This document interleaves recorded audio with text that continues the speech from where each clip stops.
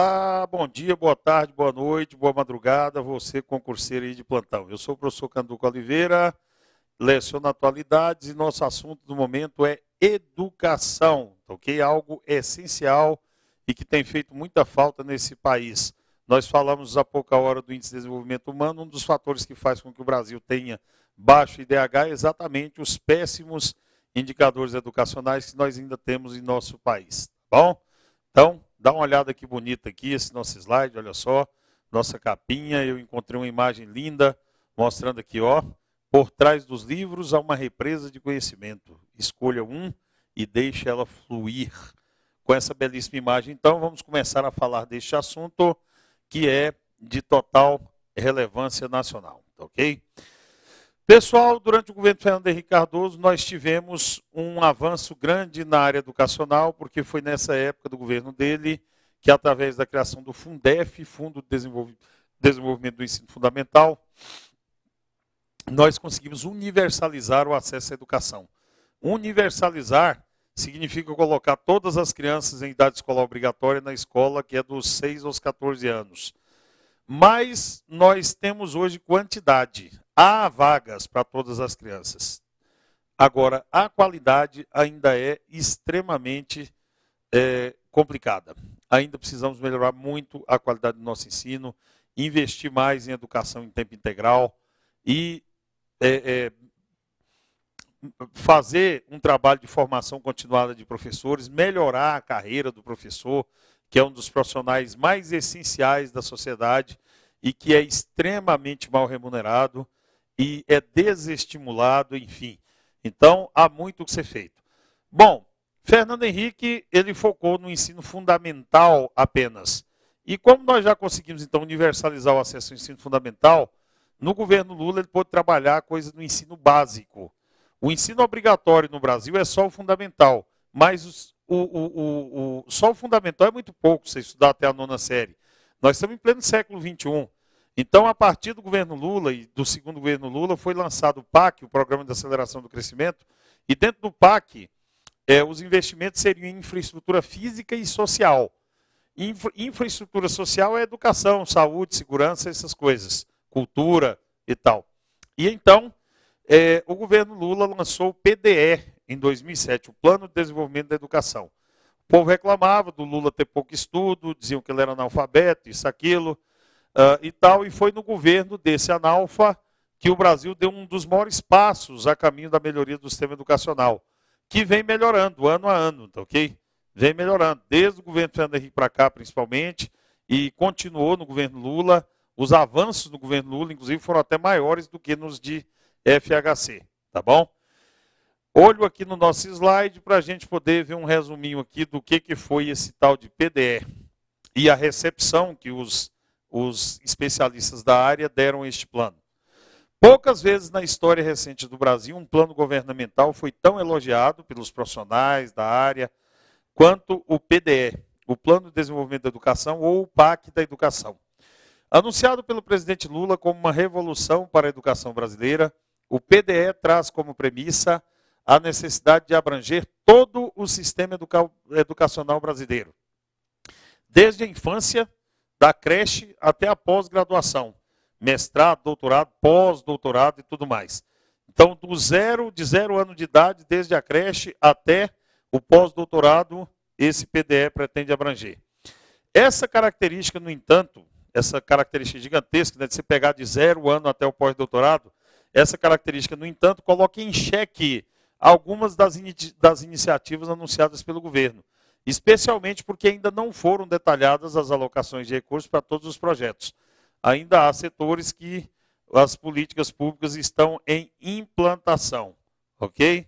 Então, essa característica coloca em xeque algumas das iniciativas aí anunciadas, tá bom? Continuando aqui, vejam só, ainda no nosso slide, resolver todos os problemas da educação no Brasil, definitivamente, não é uma tarefa simples, não é mesmo. Nós somos um país continental, temos vários Brasis. Então, resolver todos os problemas da educação no Brasil, definitivamente, não é uma iniciativa simples. Não apenas porque estes são graves e em grande número, mas também porque se espalham por todo o território nacional. Isso torna impossível a tarefa do MEC, Ministério da Educação e Cultura, de sozinho atacá-los de maneira satisfatória. Por essa razão, ao desenvolver um plano que atingisse ao menos o âmago da questão, o governo decidiu investir na qualificação da educação básica. A educação básica que o governo considera hoje é da primeira série até o ensino médio concluído, pessoal. O ensino obrigatório continua sendo só da primeira à nona, esse é obrigatório. Agora, o ensino básico não é mais obrigatório. No mínimo, no século XXI, alguém tem que ter o ensino médio concluído. Então, veja a seguir as principais medidas do PDE para cada área da educação no país, lembrando que o PDE é o PAC da educação. E antes de falar dessas medidas do PDE, eu peguei um dado aqui muito desagradável e coloquei aqui para a gente, porque é uma informação nova, ficou meio solta, mas é assunto para cair em prova. Ó. Em setembro de 2013, foi divulgada a PNAD, Pesquisa Nacional por Amostra de Domicílio. A PNAD, pessoal, ela é realizada anualmente pelo IBGE. Ela é uma pesquisa feita por amostragem no país, é diferente do censo. O censo, ele é uma contagem geral da população e faz um balanço geral da população e só ocorre de 10 em 10 anos, nos anos final zero. 2000, 2010, 2020. A PNAD não, tem todo ano, é uma pesquisa nacional por amostra de domicílio. A PNAD detectou que o analfabetismo no Brasil, que estava caindo há 15 anos, subiu. Ó. Setembro de 2013, depois de 15 anos em queda, a última PNAD afirma que o analfabetismo no Brasil aumentou de 8,4% para 8,5% da população. Não é algo que seja alarmante, mas para um país como o nosso, nós temos o segundo maior analfabetismo da América Latina. Câmera em mim aqui, por favor. Nós temos o segundo maior índice de analfabetos percentuais da América Latina. Percentualmente, só a Bolívia tem mais analfabeto do que o Brasil. São cerca de 13 milhões de brasileiros. E nós não estamos falando aqui do analfabeto funcional, não. Analfabeto funcional, ele pelo menos assina o nome, sabe contar um dinheiro, pegar um ônibus sozinho. Esses aí são os 30% da população. Agora, esses 8,5% aqui que nós estamos falando é gente que não dá conta de pegar um ônibus porque não sabe o que está escrito no ônibus. Ok? É gente que sequer assina o nome, tem que botar o dedo na almofada para poder assinar algum documento. 13 milhões de pessoas ainda num país como o nosso, que é a 7ª economia do mundo. Já pensou um negócio desse? Ok? Realmente é extremamente vergonhoso isso para o país. Essa má notícia, então, é um alerta para o MEC para não descuidar dos programas de EJA, Educação de Jovens e Adultos, porque a maioria desses analfabetos nossos, se é que pode considerar uma boa notícia na história, tem mais de 15 anos. São pessoas já idosas e tal e tudo mais, porque hoje, com todas as crianças na escola, e ainda com o Bolsa Família obrigando as pessoas mais pobres a manter os filhos na escola como contrapartida recebendo o programa, de 0 a 15 anos, praticamente nós não temos mais analfabeto. Ok? Os analfabetos são de 15 anos para frente. Então é preciso investir mais, o que esse dado está dizendo é que é preciso investir mais no EJA, Educação de Jovens e Adultos aqui no país. Tá bom? Então, vamos para frente. Ok? Vamos dar uma olhada nas principais iniciativas do PDE, o Plano de Desenvolvimento da Educação, o PAC da Educação. Bom, o PDE ele é dividido em partes, ele usa o método de Jack ou estripador, né? Vamos por partes. Então, uma das partes do PDE é o Fundeb, o Fundo de Desenvolvimento do Ensino Básico. Esse Fundeb é um fundo que foi criado pelo governo, que vai durar até 2020, e esse fundo vai injetar por ano, além do orçamento normal, do MEC, para o ensino básico, esse fundo vai colocar mais 4,5 bilhões de reais a cada ano até 2020 para melhoria do ensino básico e valorização dos profissionais da educação. Fundeb, a sigla Fundeb é Fundo de Desenvolvimento do Ensino Básico e de Desenvolvimento dos Profissionais da Educação. Aqui é Fundo Nacional, olha aqui no slide, por favor. Fundo Nacional de Desenvolvimento do Ensino Básico e de Valorização do Profissional da Educação. Fundo Nacional de Desenvolvimento do Ensino Básico e de Valorização do Profissional da Educação. Melhorar a qualificação dos professores, o salário, as carreiras, a infraestrutura das escolas, laboratórios, bibliotecas, informatização e tal, esse tipo de coisa, enfim. Bom, dentro também do PDE nós temos o ProUni. O ProUni é para estimular as pessoas a irem para a faculdade, ok? Para o ensino superior privado. Aqui no Brasil, pessoal, na época do governo da FHC queria acabar com o ensino público superior, ensino público superior. Ele queria privatizar ou fazer a concessão das universidades federais, queria transferir para a iniciativa privada das universidades federais. Deixou as universidades federais a pão e água, morrendo à míngua. E foi uma situação complicadíssima. No governo Lula, ele manteve o ensino público e ampliou bastante através do REUNI, que nós vamos ver aqui. E ele também resolveu, durante o governo dele, criar o tal do ProUni. Esse ProUni, Programa Universidade para Todos, é um programa que oferece bolsas para estudantes de baixa renda em universidades privadas, e essas universidades privadas, em troca, têm abatimento de impostos que elas têm que pagar para o governo. Na época de FHC houve uma proliferação grande demais de universidades privadas, ok? De universidades privadas. E essas universidades privadas passaram a ter muita vaga ociosa. Você tinha uma sala de aula que tinha 50 vagas para 50 alunos, tinha 30 alunos, 20 carteiras ficava vazia. Qual o custo para a universidade? Só botar o aluno lá sentado, ok? E abater nos impostos. Então, o ProUni começou timidamente, mas ele já atingiu a marca de mais de 1 milhão de bolsistas atualmente, ok? Olho na tela aqui do nosso slide. Vejam bem, além disso, nós temos o REUNI. Além disso, nós temos também o REUNI, que é o Programa de Reestruturação das Universidades Federais. Ok? O Programa de Reestruturação das Universidades Federais. Esse REUNI, ele é um programa, pessoal, ok? O REUNI, ele é um programa que pretendia dobrar a quantidade de vagas nas universidades federais. No início do governo Lula, as universidades federais ofereciam 120 mil vagas. E agora as universidades federais estão oferecendo 350 mil vagas. Passou de 120 para 350 mil. É aquilo que eu falei para vocês. Foi preciso um analfabeto para poder investir um pouco mais em educação aqui. Se bem que o povo fala que o Lula não é analfabeto, né? O Lula fez 4 faculdades. Diz que ele só não fez a 5ª porque o tijolo acabou. Ok? Mas 4 ele fez. Então, que maldade, hein, pessoal? Então, veja bem. Bom, então, esse REUNI, ele aumentou de 120 para 350 mil vagas, as vagas nas universidades federais. Houve uma descentralização com a abertura de campos universitários no interior dos estados, e com isso nós ampliamos o acesso à educação superior no país. A meta é fazer com que pelo menos 30% dos jovens de 18 a 24 anos no Brasil frequentem a universidade.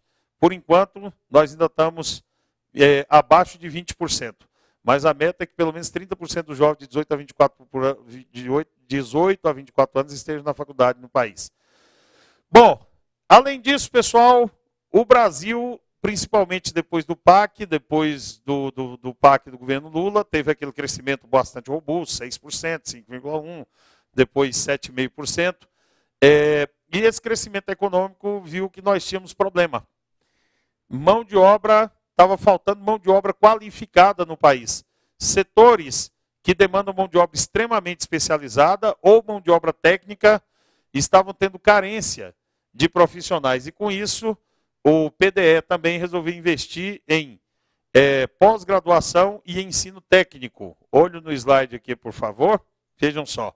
Nós temos o programa Ciências Sem Fronteira. O Ciências Sem Fronteiras é um programa onde o governo federal oferece bolsas de pós-graduação no exterior. Bolsas de pós-graduação no exterior nas melhores universidades do mundo, ok? Harvard, Yale, Oxford, Sorbonne e outras universidades de excelência do mundo. Esse programa ele é feito em parceria entre o MEC, que é o Ministério da Educação e Cultura, e o Ministério da Ciência, Tecnologia e Inovação, MCTI, Ministério de Ciência, Tecnologia e Inovação. Okay?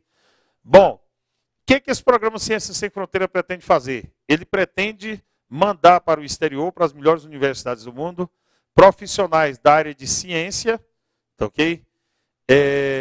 Da área de ciência, da área de engenharia e das áreas médicas, principalmente, os diversos tipos de engenharia, da área de exatas, engenharias, informática, então esse tipo de coisa, para o exterior, e o governo vai custear bolsas de mestrado, graduação sanduíche, metade no Brasil, metade fora, mestrado, doutorado, pós-doutorado, tudo mais. Depois que a pessoa termina esse curso, ela é obrigada a voltar ao país e trabalhar durante um determinado período de tempo no país, que é para a gente não ter fuga de cérebros, né? A pessoa vai, mas depois ela tem que voltar e prestar serviço no país durante algum tempo por aqui.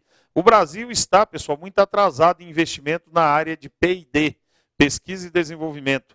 E hoje nós sabemos que o conhecimento é fundamental, é a base, a inovação, a tecnologia, é a base para o sucesso de qualquer país. Enquanto a gente continuar vendendo frango e soja, nós não vamos ser um país desenvolvido. Nós temos que desenvolver tecnologia de ponta, onde os produtos têm uma elasticidade de preço maior, tá ok? Produtos que você pode embarcar tecnologia, agregar valor e vender, como os japoneses fizeram a partir dos anos 70. Então, é isso. O Pronatec, tá ok? Olho no nosso slide aqui, é outro programa que o governo fez para fazer mão de obra, para formar mão de obra técnica. Pronatec é ensino técnico, ok? O Pronatec pretende formar 8,5 milhões de pessoas no Brasil em mão de obra técnica. Para isso, já no governo Lula, dobrou a quantidade de institutos federais de tecnologia. Aquelas antigas escolas técnicas federais viraram IFTs, Institutos Federais de Tecnologia. Esses IFTs, eles dobraram de número. Eram cerca de 150, passaram para cerca de 300 no governo Lula. E Dona Dilma disse que vai dobrar de 300 para 600 a quantidade de unidades de institutos federais de tecnologia no país. E além dos institutos federais, o Pronatec também vai qualificar pessoas em parceria com o Sistema S, ok? Então, dentro do programa também Brasil Sem Miséria, muita gente vai poder fazer os cursos do Pronatec. São cursos feitos gratuitamente, com alguns beneficiários, que, por exemplo, de programas sociais como o Brasil Sem Miséria, vão poder fazer Pronatec, tendo, inclusive, direito a vale transporte, alimentação, e alguns locais, as pessoas vão receber até uma bolsa em dinheiro para poder ser estimulada. No estado de Goiás, o governador de lá, ele está dando uma bolsa de R$70 para quem quiser fazer os cursos do Pronatec. Além do cara ganhar o lanche, não sei o quê, se o cara terminar o curso, ao final do curso, ele recebe para cada mês que ele estudou R$70 a título de bonificação para que esse cara se mantenha no curso, se forme e ele passe a ter vida própria, ok? Bom, então, sobre o PDE é isso. Nós acabamos de falar do programa Brasil Carinhoso, e esse programa Brasil Carinhoso, que pretende erradicar a extrema pobreza na primeira infância, ele também investe na educação, ok? O Brasil Carinhoso, do Brasil Sem Miséria, ele tem um braço na área de educação, tem outro na área de saúde, nós vamos ver daqui a pouquinho, mas o Brasil Carinhoso é assim, ó. Na área de creche e educação, o que o Brasil Carinhoso faz? Para cada vaga em creche pública ou conveniada, ocupada por crianças de 0 a 48 meses, beneficiárias do Bolsa Família, o Ministério do Desenvolvimento Social suplementa em 50% os valores repassados ao município pelo Fundo de Manutenção e Desenvolvimento da Educação Básica. Tá ok? Então, se o prefeito tinha 100 vagas de creche lá no município dele, ele resolve dobrar, botar 200 vagas, ele vai passar a ter 50% a mais de recursos do que ele recebia antes do Fundeb para essas crianças de 0 a 48 meses, de 0, portanto, a 4 anos, tá ok? Isso é uma maneira de apoiar a erradicação da miséria extrema na primeira infância, porque a criança já vai passar a ter os primeiros lampejos de ensino de educação lá. O MEC antecipa o repasse dos valores transferidos pelo Fundeb para as vagas em novas turmas de educação infantil, abertas pelos municípios e pelo Distrito Federal. Então, antecipação de repasse de valores para novas turmas de educação infantil abertas pelos municípios e Distrito Federal. O valor repassado para a alimentação escolar de todas as crianças matriculadas na rede pública de educação infantil foi ampliado pelo MEC em 66%, a verba da merenda escolar para manter as crianças nutridas e afastar a desnutrição do país, já que fome, a gente, segundo a FAO, a gente não tem mais fome no país, mas tem casos de desnutrição, desse tipo de coisa. Então, isso aqui é o Brasil carinhoso atuando na área da educação, ok? E sobre educação, basicamente é isso. Outro tema que está dentro de educação, pessoal, e que é complicadíssimo da gente trabalhar, ok? E que é complicadíssimo para professor de atualidade trabalhar, é o tal da cultura. Cara, cultura é um troço que vai da cabeça de qualquer um. Eu sei lá qual é o gosto do cara da banca examinadora, sei lá se o cara gosta de rap, se ele gosta de moda de viola, ou se o cara é metaleiro, ok?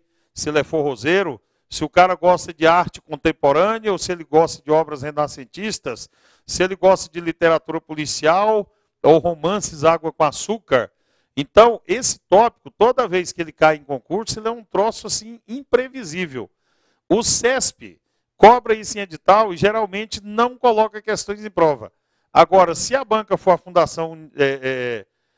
a Fundação Carlos Chagas, por exemplo, ele expõe na prova e cobra. Toda a prova da Carlos Chagas tem alguma questão sobre cultura. Tá, ok? Eles já perguntaram diversas coisas. Agora, no CESP, eu só vi assim, teve um concurso do Senado, eles perguntaram sobre o bicentenário de Charles Dickens, escritor inglês. Então, geralmente, quando o CESP cobra questões sobre cultura, é sobre efemérides, que são datas redondas. Por exemplo, esse ano nós teremos 100 anos do nascimento de Vinícius de Moraes, 100 anos do nascimento do cronista, jornalista e escritor Rubem Braga, e tal. Aí eles vão e colocam, há 100 anos nascia Vinícius de Moraes.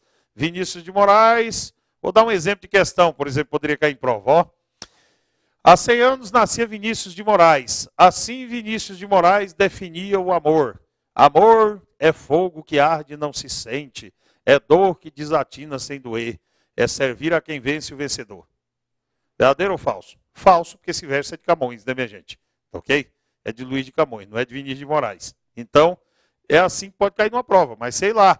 Então, a gente só fala mesmo e aí é você que tem que correr atrás, filho. Eu não garanto nada a ninguém, a única parte da matéria que eu falo assim, ó, isso aqui é tiro no escuro. Mas, pelo menos, vocês estão vendo aí o tanto de especial que teve sobre Vinícius no Brasil, eu acho que se cair, cai sobre Vinícius. Tá, ok? Foi o que eu até preparei um pouquinho aqui. Ó. Coloquei até um texto aqui para falar exatamente por que arte é um troço tão complexo, cultura é um troço tão complexo. Olha aqui no nosso slide esse textinho bacana. Ó. O que é arte, hein, gente? O que é arte? A arte é a expressão do belo. Essa definição, comum até algumas décadas, conduz a outra questão. O que é belo? Ok? Tem gente que acha bonito e acha arte, por exemplo, se enfiar um gancho na pele e se pendurar no gancho e ficar lá espetado no gancho pendurado. Isso que é uma forma de arte, ok? Então, o que é belo? Aí a resposta se torna bem mais complicada. O que é motivo de escárnio para uns transforma-se em emoções para outros. Um dos pintores mais famosos do mundo, por exemplo, Botero, que é colombiano, ele pinta figuras sempre gordas, muito gordas, imensamente gordas. E os quadros dele são caríssimos, numa sociedade onde as pessoas cultuam a magreza e tal, esses modelos cabide e tudo mais. Então, e os quadros dele são belos. Você olha para aquelas obras de Picasso, tá, ok? O cubismo e tal, aquela coisa que você olha e não entende o que é. Estão entre os quadros mais caros do mundo. Então, a beleza está nos olhos de quem vê. A arte é contradição, pessoal. O artista, ele interpreta o mundo em que vive e não pode estar alheio às mudanças da própria sociedade. Caminha com elas e até adiante delas, provocando escândalos e reações iradas nos mais conservadores. O artista não busca unanimidade, ele não é um copista, é um desbravador. Busca o diferente onde todo mundo só vê o igual. Texto de Paulo Vitorino, ok? Olha só.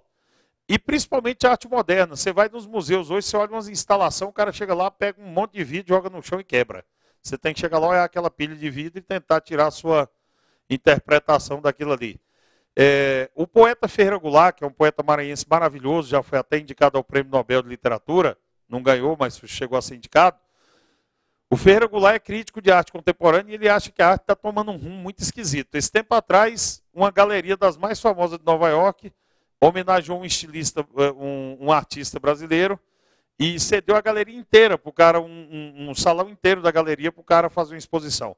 Aí o cara pegou e encheu a galeria com 10 centímetros de talco e botou uma passarela no meio da galeria cheia de talco, 10 centímetros de talco, e escreveu na parede: gato branco em campo de neve.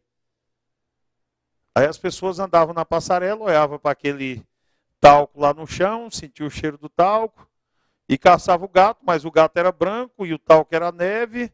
O cara tinha que ter, mas cadê o gato? Não, mas o gato não aparece, porque. Então, cara, é muito louco. Então, vejam só, ele falou que foi um desperdício, o cara desperdiçou a galeria inteira para fazer um negócio desse. Mas isso é feira regular que achou assim, teve gente que achou genial, tá ok? Fez fila para ir lá ver essa maluquice desse cara que jogou o talco no chão. Então, é por isso que é tão complicado, e é por isso é que cada um tem nessa área de cultura se virar. Eu particularmente quis homenagear Vinícius de Moraes aqui nessa nossa aula. Todos os apaixonados desse meu imenso Brasil agora vão ficar com os coraçõezinhos apertados, eu tenho certeza. Eu coloquei aqui para nós o soneto de fidelidade. Rapazes, eu vou falar um negócio para vocês. Se você não decorou esse soneto, decore. Se você arruma uma gatinha e você declama o soneto de fidelidade para ela, filho, 50% de chance dela se apaixonar por você, tá bom? Meninas, fechem os ouvidos aí, não escutem isso não, viu? Então, o conselho que eu dou para vocês, rapaz, eu aprendi isso aqui quando eu tinha uns 15 anos de idade, tá ok? Já beijei na boca, torta e direito, falando para as meninas essas palavrinhas aqui. Olha que coisa linda, põe na tela aí porque eu sei de cor, tá ok? De tudo ao meu amor serei atento, antes e com tal zelo e sempre tanto, que mesmo em face do maior encanto, dele se encante mais meu pensamento. Quero vivê-lo e em cada vão momento, em seu louvor, hei de espalhar meu canto, e rir meu riso e derramar meu pranto, ao seu pesar ou seu contentamento. E assim, quando mais tarde me procure, quem sabe a morte, a angústia de quem vive, quem sabe a solidão, fim de quem ama, que eu possa me dizer do amor que eu tive, que não seja imortal, posto que é chama, mas que seja infinito enquanto dure. É lindo. Eita. E o amor é lindo também, viu, crianças? Eu vou te contar. Beijem na boca, sejam felizes, tá ok? Eu sei que concursando não tem muito tempo, mas você também, se você não beijar na boca de vez em quando, você vai pirar, filho, tá ok? A gente tem que dosar as coisas, estudar, renunciar e tal, algumas coisas durante o período que você está estudando para um concurso. Realmente você tem que fazer algumas renúncias, mas você não pode abandonar a sua namorada e simplesmente se trancar dentro de um quarto, ficar lá e tal 24 horas por dia estudando. Nos intervalos, beija na boca, faz um bem danado, tá ok? Então, vamos para frente. Bom, pessoal, eu separei aqui algumas coisas relacionadas à cultura, que eu falei, já tinha falado das efemérides, e a Fundação Carlos Chagas, o CESP não, mas a Fundação Carlos Chagas sempre gosta de perguntar quem ganhou o prêmio Nobel de Física, disso, daquilo, de literatura. Na área de cultura, ó, Alice Munro, uma escritora canadense, aqui está no nosso slide aqui, por favor. Alice Munro, que é uma escritora canadense, definida como a mestra dos contos, ela está com seus 80 e poucos anos, ganhou o prêmio Nobel de Literatura em 2013. Alice Munro, ok? Ou Alice Munro, lá do Canadá. É um dado aqui interessante. Talvez não caia para a CESP, mas para a Fundação Carlos Chagas é importante. Efemérides, são datas redondas importantes. E o evento cultural mais importante que está tendo no Brasil esse ano é o centenário do Vinícius de Moraes. Poeta, jornalista, escritor, diplomata, boêmio, mulherengo, casou 9 vezes e é autor da famosa frase: as muito feias que me perdoem, mas beleza é fundamental. Viveu uma vida intensa, amou e tal, cantou várias músicas, é autor de Garota de Ipanema, tá ok? Da música Garota de Ipanema, soneto de fidelidade, soneto do amor total, 100 anos do nascimento de Vinícius, então, estão sendo comemorados e pode aparecer nas provas. Outro que não está tão comemorado assim, o CESP gosta demais de surpresa, é Rubem Braga. Rubem Braga foi jornalista, escritor, cronista, ele era considerado o mestre da crônica. Se vivo estivesse, ele também estaria completando 100 anos. E outro escritor famoso também,